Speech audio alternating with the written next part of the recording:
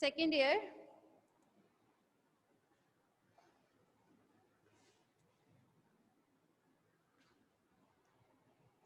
हाँ भाई, तो यहाँ हम क्लास फर्स्ट की बात कर रहे थे, तो क्लास फर्स्ट में जो लोकाई प्रेजेंट थे वो KDL, ठीक है, ये प्रेजेंट थे। वहीं अगर हम क्लास सेकेंड मॉलिक्यूल की बात करें अपने, ठीक है, तो ये जो क्लास सेकेंड मॉलिक्यूल है ये प्रेजेंट होता है इसमें ये लोकस आई, ठीक है। लोकस आई जो है वो क्या बनाता है आपका क्लास सेकेंड मॉलिक्यूल, ठीक है। ये आपको पता ही है, इसको हमने अभी बताया था, इसको IEA के नाम से जानते हैं हम, मतलब इम्यून एसोसिएटेड एंटीजन के नाम से जानते हैं। अभी आपको सब कुछ बता ही दिया है ये क्लास फर्स्ट सेकंड सबके बारे में कि ये कहाँ प्रेजेंट होते हैं, इनका फंक्शन क्या होता है, मतलब इनके कार्य क्या होते हैं, ठीक है। अब हम बात करते हैं क्लास थर्ड।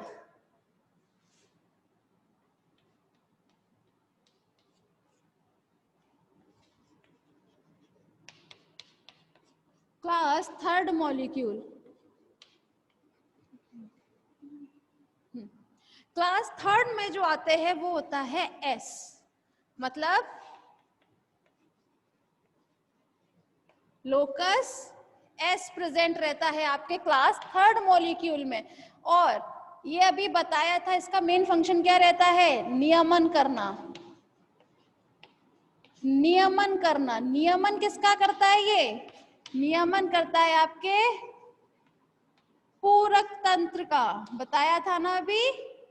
ये कहाँ प्रेजेंट रहता है, C2, C4 और फैक्टर B के ऊपर प्रेजेंट रहता है, सब कुछ याद है ना अभी, ठीक है। और इनका मेन फंक्शन क्या रहता है, ये पूरक तंत्र का नियमन करता है। अब आ जाइए आप क्लास फोर्थ पर।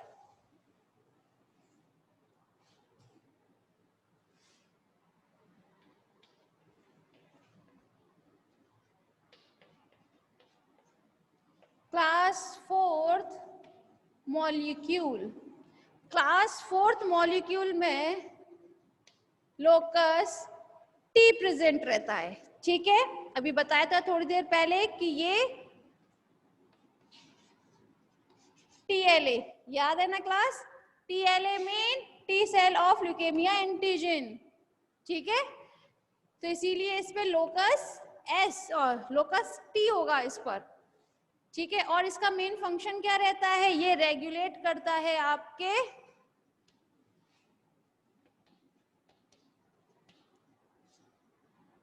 प्राथमिक प्रतिरक्षा तंत्र को, ठीक है। यहां तक तो सब कुछ क्लियर होगा।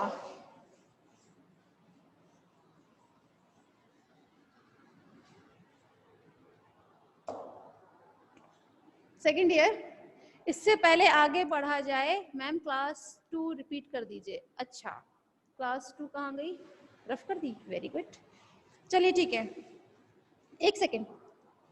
विपिन, विपिन ये बताइए क्लास सेकंड में ये माउस में रिपीट कर दी है या फिर स्टार्टिंग से जो अभी टाइप बताए थे वो रिपीट करना है?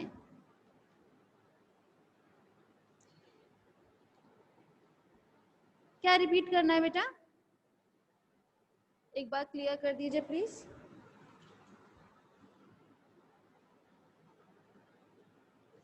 माउस में, अच्छा ठीक है।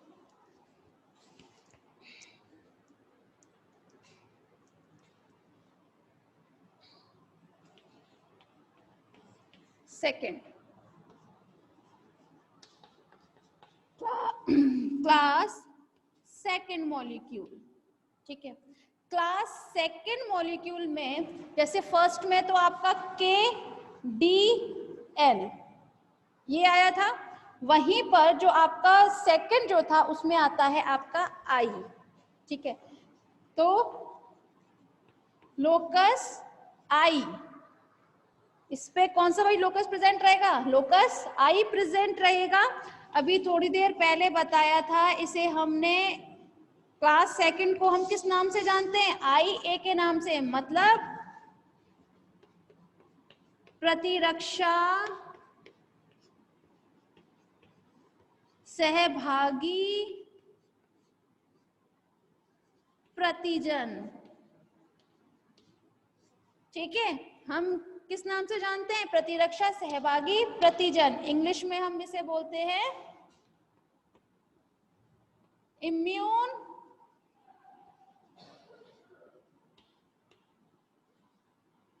Associated antigen.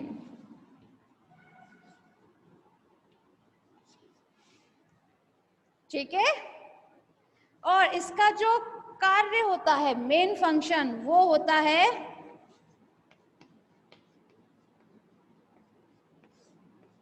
प्रतिरक्षा तंत्र का नियमन करना।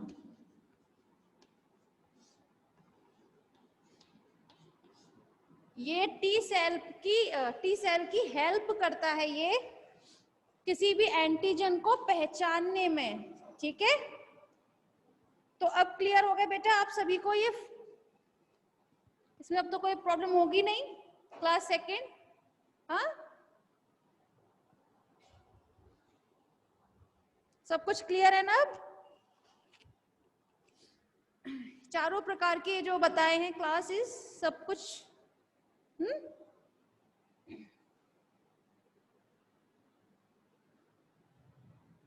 चलिए ठीक है, कोई परेशानी होती है तो आप कमेंट सेक्शन में डाल दीजिएगा अपनी प्रॉब्लम को। ठीक है, अब हम जरा आगे स्टडी कर लेते हैं।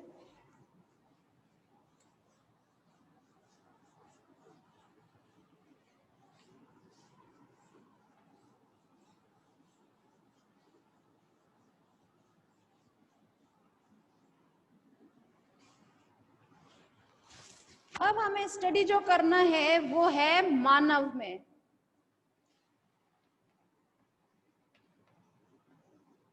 ह्यूमंस में। ठीक है, मानवों में।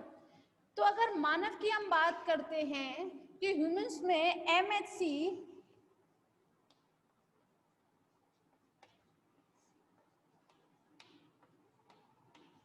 गुणसूत्र संख्या 6 पर उपस्थित होती है। ठीक है, 6 पर भी अभी जैसे माउस में बताया था सेम चीज,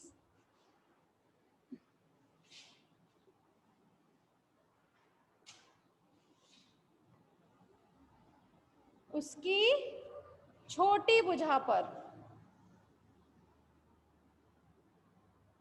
ठीक है, और यहां पर क्या उपस्थित रहते हैं? आपके लोकाई। ठीक है,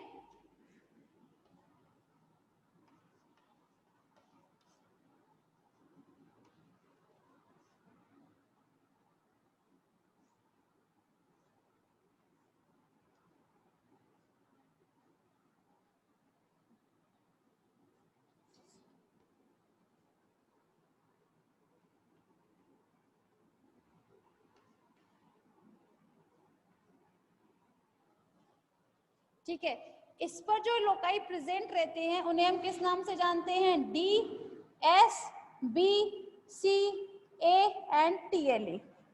ठीक है, एक बात और क्लास, मानवों में पाए जाने वाले MHC को हम HLA के नाम से जानते हैं। किस नाम से जानते हैं?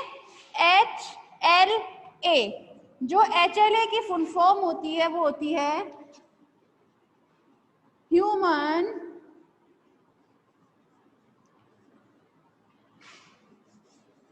Leucocyte antigen. ठीक है, ह्यूमन ल्यूकोसाइट एंटीजन। क्यों कहते हैं हम इसे HLA? क्योंकि सिर्फ ल्यूकोसाइट में ही MHC की खोज हुई थी सबसे पहली बार। ठीक है, इसीलिए हम इसे क्या बोलते हैं? HLA के नाम से जानते हैं। मानवों के ल्यूकोसाइट में ही इसे हमने आइडेंटिफाई किया था, उसकी खोज हुई थी, इसीलिए हम इसको HLA के नाम से जानते हैं, ह्यूमन ल्यूकोसाइट एंटीजन। ठीक है, अब समझ में आया सब कुछ? ठीक, अब हम अगर बात करें अपने क्लासेस की, ठीक है, तो क्लास फर्स्ट, ठीक है, क्लास फर्स्ट में आते हैं आपके लोकस, सॉरी लोकाई, लोकाई आते हैं इसमें A B and C, A B C. अच्छा क्लास, एक बात और जरा ध्यान दीजिएगा, यहाँ पर अगर हम चाहते तो इन सबको एज इट इज ना लिखकर इसे हम अलग अलग उसमें लिख सकते थे, ए बी सी डी सी, जो भी लिखना है लोकाई अपने, ठीक है, लेकिन इसे हमने किसी पैटर्न में लिखा है, जैसे स्टार्टिंग में सबसे पहले डी, फिर S, then B C A T L A, ठीक है। हमने इसी पैटर्न में क्यों लिखा, अभी आपने माउस में भी देखा था, तो उसमें क्या देखा था कि उसमें जो class first second third fourth जो भी था वो इधर उधर लिए थे, अगर आप नोटिस कर रहे हो तो एक सर्कल यहाँ, एक सर्कल यहाँ, फिर उसके बगल में ऐसे बनाया जा रहा था। एक साथ क्यों नहीं बनाया था, इसलिए नहीं बनाया था क्योंकि इस पर जो लोकाई प्रेजेंट रहते हैं ना, ये इसी वे में प्रेजेंट रहते हैं और आपको यही याद करना पड़ेगा, ठीक है। तो आप इसको अच्छे से याद कर लीजिएगा, स्पेशली ह्यूमंस का तो याद कर ही लीजिएगा, ठीक है। तो हम क्लास फर्स्ट की अगर हम बात करते हैं तो क्लास फर्स्ट मॉलिक्यूल में जो लोकाई प्रेजेंट रहते हैं वो ए बी सी प्रेजेंट रहते हैं। ये ए बी सी, इनका काम क्या रहता है, ये आपके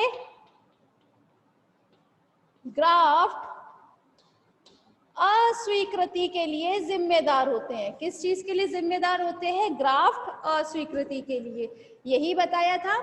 इसीलिए इन्हें हम एक और नाम से जानते हैं, वो होता है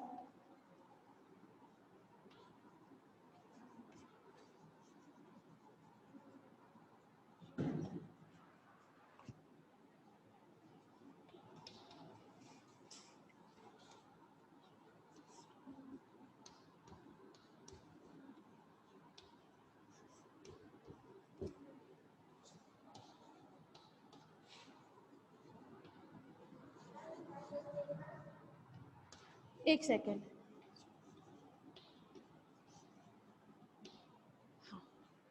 क्या आया है भाई मैसेज, मैम इन सभी लोकाई की फुल फॉर्म क्या होती है, माइस के लोकाई की। बेटा इस लोकाई की फुल फॉर्म नहीं है, फुल फॉर्म नहीं होती है इनकी, ठीक है।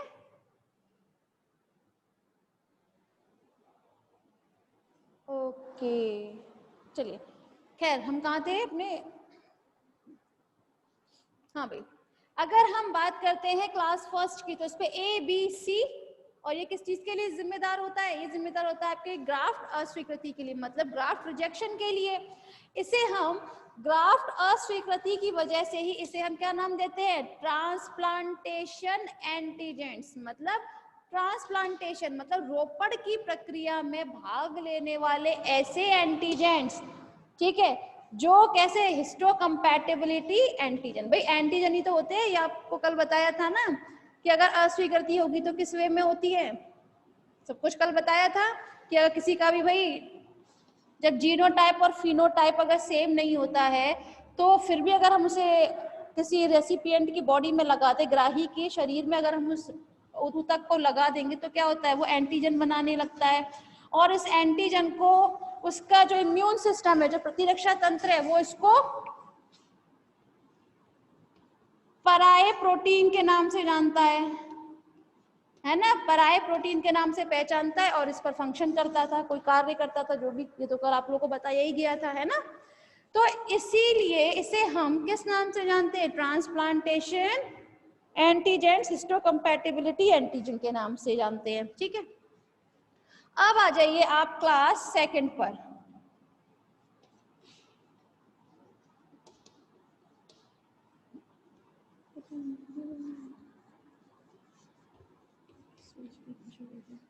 क्लास सेकंड मॉलिक्यूल जो है उस पर आपके प्रेजेंट रहते हैं डी, ठीक है, क्या प्रेजेंट रहता है,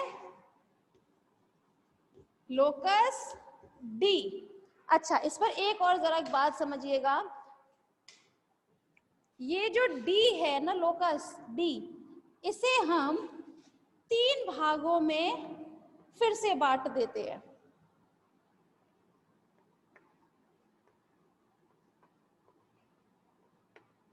DR, DQ, DP, ठीक है। ये D जो लोकस है ये फिर से हम 3 भागों में विभाजित करते हैं और क्या होता है वो DR, DQ, DP में। तो आप यहाँ पर देख सकते हैं जो क्लास सेकंड मॉलिक्यूल जो है उस पर क्लास D थी, ठीक है। यानी कि हम ये कहें कि इस पर लोकस जो है, सॉरी लोकाई, यहाँ पर लोकस नहीं लोकाई हो जाएंगे DR, DQ एंड DP, ठीक है। इस पर ये प्रेजेंट रहते हैं। अब समझ में आया क्लास? हाँ, और इसे हम किस नाम से जानते हैं? IA के नाम से जानते हैं। इनका मेन फंक्शन क्या होता है, इनका मुख्य कार्य क्या होता है? ये आपके प्रतिरक्षा तंत्र को रेगुलेट करता है, मतलब प्रतिरक्षा तंत्र का नियमन करता है ये, ठीक है। यहां तक तो क्लियर है आपको? अब जो क्लास थर्ड है उसके बारे में भी जान लेते हैं।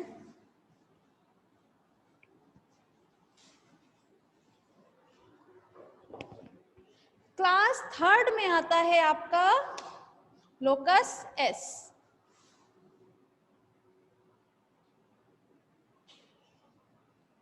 क्लास थर्ड मॉलिक्यूल में आता है लोकस S। अब इस S को भी हम 3 भागों में विभाजित कर लेते हैं, जो होता है C2, C4 एंड BF। ये बताया था अभी। C यहाँ क्या है? पूरक, मतलब complement. C2, C4, BF। BF क्या है यहाँ पर? फैक्टर B, ठीक है। और इनका फंक्शन तो हम पहले ही बता चुके हैं भाई। ये क्या काम करता है? ये नियमन करता है आपके पूरक तंत्र का, ठीक है। अब हम बात करते हैं आपके क्लास फोर्थ।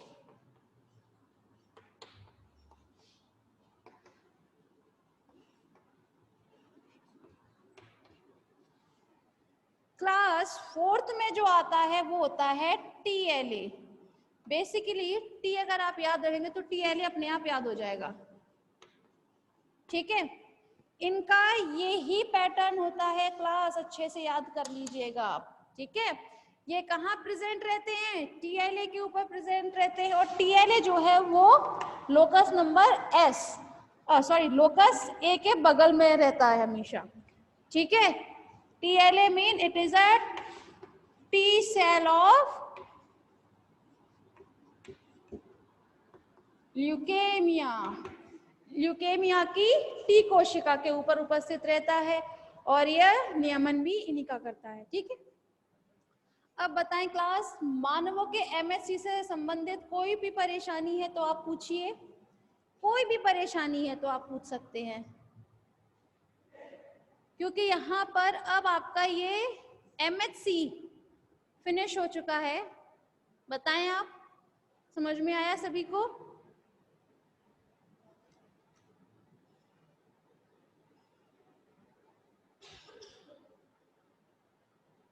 Okay, good. चलिए अब इसे रफ करते हैं हम।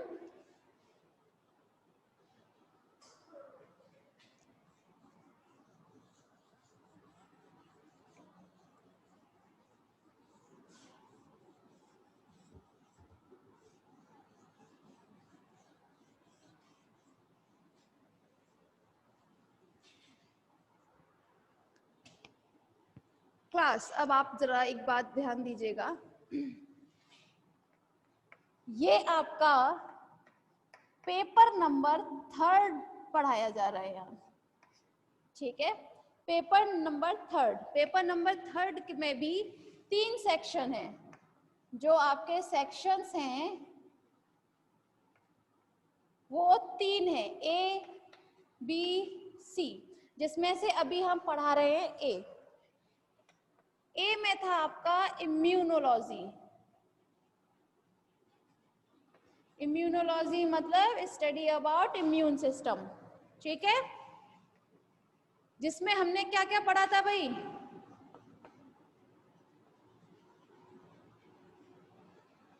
इम्यून या इम्यूनिटी, इम्यून सिस्टम के बारे में तो नहीं जानते थे, लेकिन हम लोग क्या पढ़ा था, इम्यूनिटी के बारे में पढ़ा था हमने। और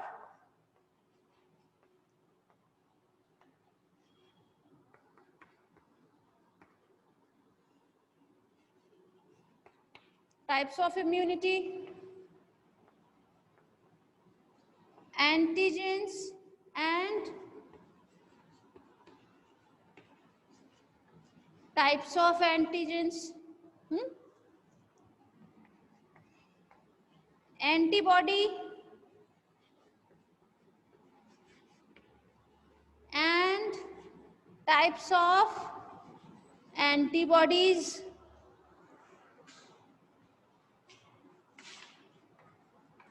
एंटीजन एंटीबॉडी अभिक्रियाएं,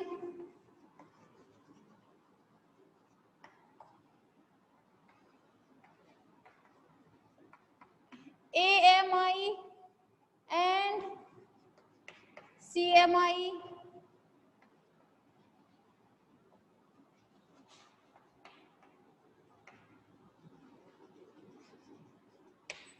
cells of immunity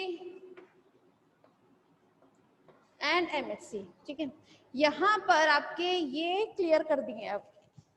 ठीक है क्लास, इम्यूनिटी में ये टॉपिक्स जो थे वो क्लियर हो चुके हैं। तो अब आप मुझे ये बताएं कि क्या है मैम, ये इसको तो ऊपर करना, तो बता दो जूलॉजी नेम बता दो लेटली।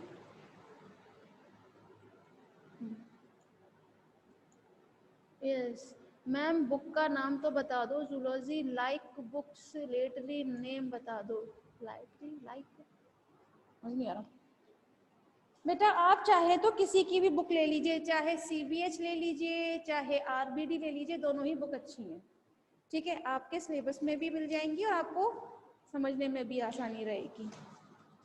लेकिन मेरी तो सजेशंस यही है कि आप मुझसे ज़्यादा अच्छे से आप अपने सीनियर से पूछें, किसी को अगर जानते हो तो, क्योंकि उन्होंने स्टडी किया होगा।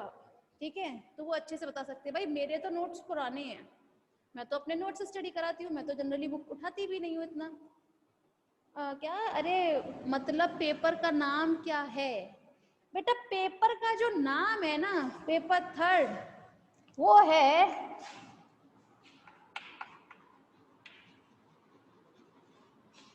इम्यूनोलॉजी,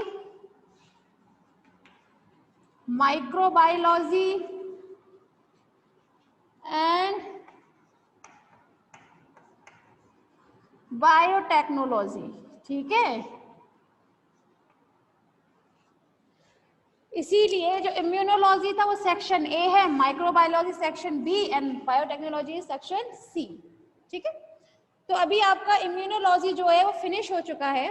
अच्छा, मैं ये पूछना चाह रही हूँ, इन टॉपिक्स में से किसी को कोई परेशानी है? क्योंकि देखिए, एक बार अगर सेक्शन A मैंने छोड़ दिया, B पर हम पहुंच जाएंगे कल से, तो आप मुझे पहले ही बता दीजिए किसी में कोई परेशानी है तो, जिससे एक बार सेक्शन B पे जाने से पहले उसको क्लियर कर लेते हैं, क्योंकि फिर उसके बाद ये पेपर आपको देखने को भी नहीं मिलेगा, इसलिए पूछ रहे हैं। कोई भी परेशानी है तो भाई रिपीट थोड़ी ना बार बार हम करेंगे एक ही चीज को ना, इसलिए किसी भी टॉपिक में कोई परेशानी है क्लास तो पूछ लीजिए। जैसे AMI CMI, किसी में कोई परेशानी हो तो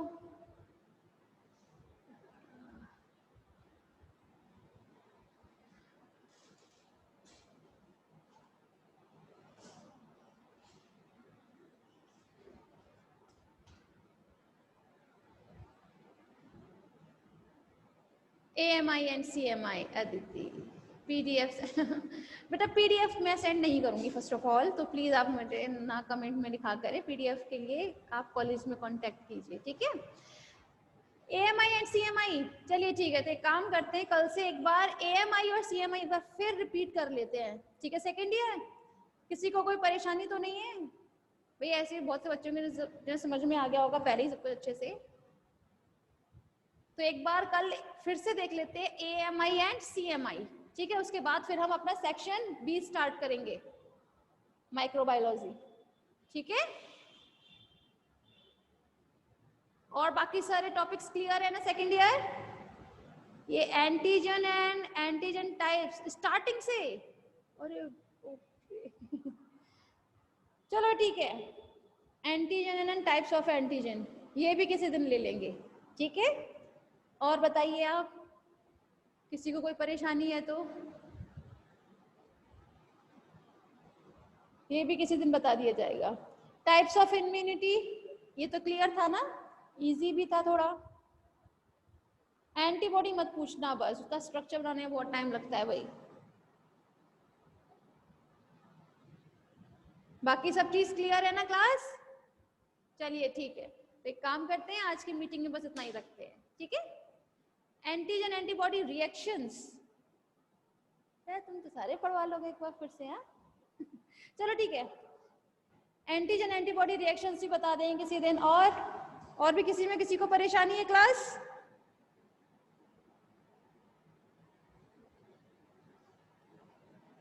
बाकी सब कुछ क्लियर है अब? ठीक है, एमएचसी क्लियर हो गया मतलब सबको ना? ठीक है, आज की मीटिंग फिर यहीं फिनिश करते हैं।